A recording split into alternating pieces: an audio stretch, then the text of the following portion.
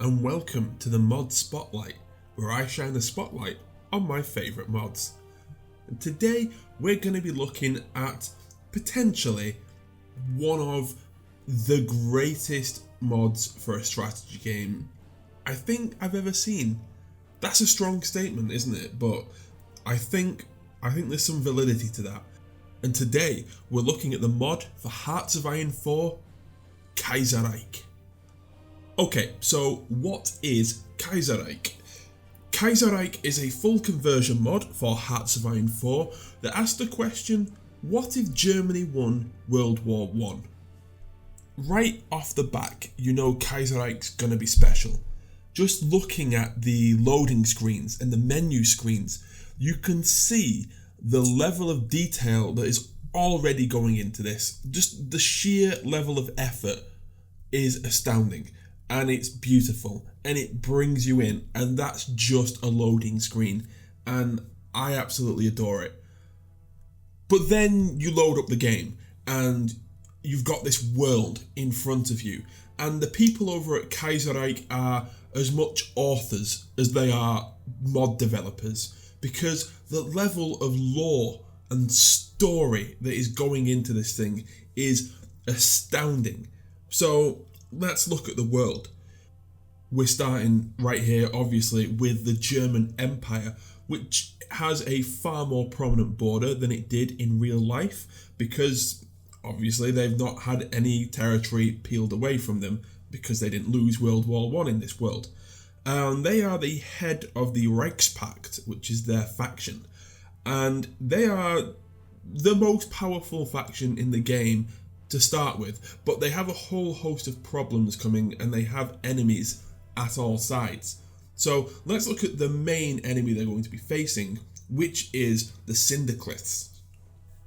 Now, in this world, Russia does not fall to communism, and so there is still socialist revolutions in this world, but they're not communists, they are syndicalists. Syndicalism has taken hold first in France and then in what is now referred to as the Union of Britain. Syndicalism was a real-life idea and a real-life branch of socialism that didn't take off in the same way that communism did. Well, that's a complicated question, and this video is not a detailed deep dive into the various different theories of socialism. So the basics are that syndicalism is essentially a form of socialism in which trade unions are the most powerful entities within a government. Essentially, if you are the leader of the trade unions, you are the leader of the country. These forms of government, as I've said, have formed in France and in Britain, but syndicalism is dotted all over the globe as well. And throughout the game, you're going to see divided nations that tend to fall into civil wars, and syndicalism usually is one of the factions within those divided nations. Prime example being Italy. Italy is split up into three parts. Well, technically four, but three main parts. Up in the northwest, you have the Socialist Republics of Italy. In the northeast, you have a Austrian-controlled puppet state, and in the south, you have the Kingdom of the Two Sicilies. Also, the Papal States, who are still a separate entity, but like I say, they are generally lumped in with the Two Sicilies. Over in the Far East, you've got China, which, like in the base game, is split up between various warlords, but you have slightly different groups than we did have in real life. Japan is still the Empire of Japan and is still led by Hirohito, and is essentially the most unchanged faction in the game. That being said, Spain does still start the game as one united country which devolves into a civil war, but you get a lot of different various factions all fighting the same civil war.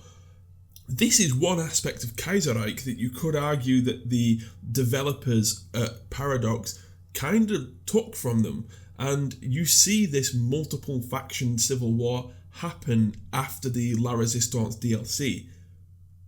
Kaiserreich precedes this DLC, and so you could say that they were the ones that inspired that. Who knows? I don't know what Paradox's mindset were, but it looks that way.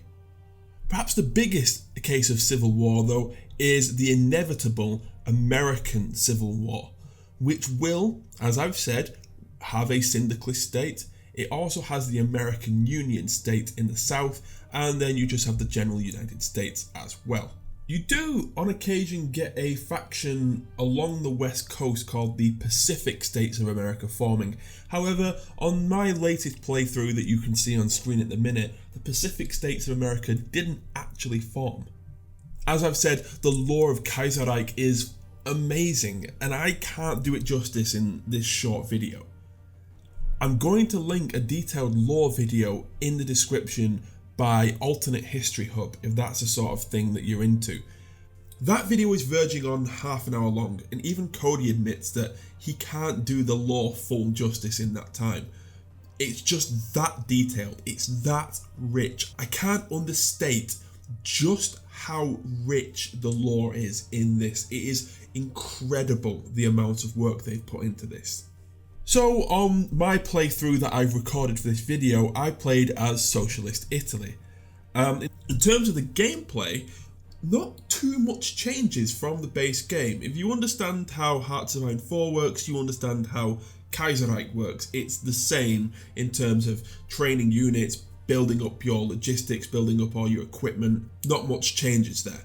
I guess the one thing that Kaiserreich does really change in terms of the gameplay is the national focuses. National focuses in Kaiserreich mean that your in-game decisions have more weight. So, for instance, while playing through as Socialist Italy, I had to make certain decisions about how certain conferences were going to go, and I could choose whose ideas I was going to go along with. These decisions I made will have put some weight into whether or not my form of syndicalism was leading to a more radical form of syndicalism, a more moderate form of syndicalism, or a group called the Totalists, which is a far more authoritarian version of syndicalism. Depending on my decisions that I made, affect which branch of the national focuses I could go down. I can't keep supporting the Totalists in the decisions I make and then just decide I'm going to swing to the left when it comes to my national focuses. It doesn't work that way. It won't allow you to go down the branch that you haven't geared yourself towards. And that can be confusing for some people who have never played this mod before. The way it locks you out of certain national focuses paths based on your decision making. And personally, I really like that because it means that what you do has more weight. As you can see in my particular playthrough, I have unified Italy under the syndicalist flag, and we have spread syndicalism to the world. Well, most of it anyway. I really love the story within Kaiserreich because it shows that the people who have made this mod are not just making this up wholesale.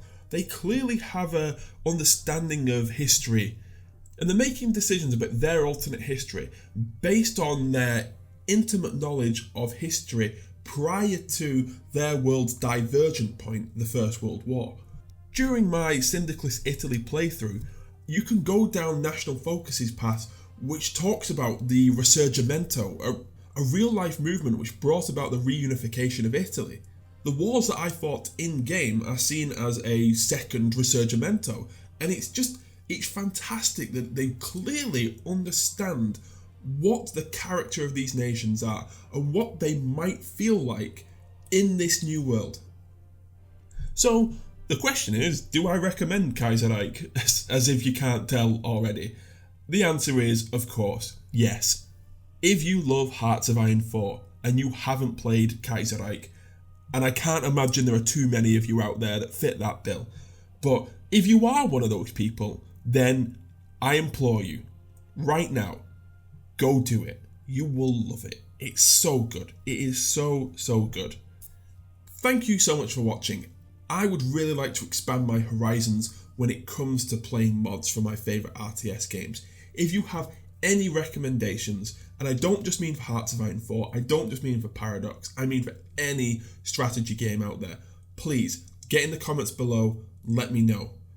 Anyway, don't forget to like, share, comment, subscribe, all that good stuff. I've been Strat Tom, and I will see you next time.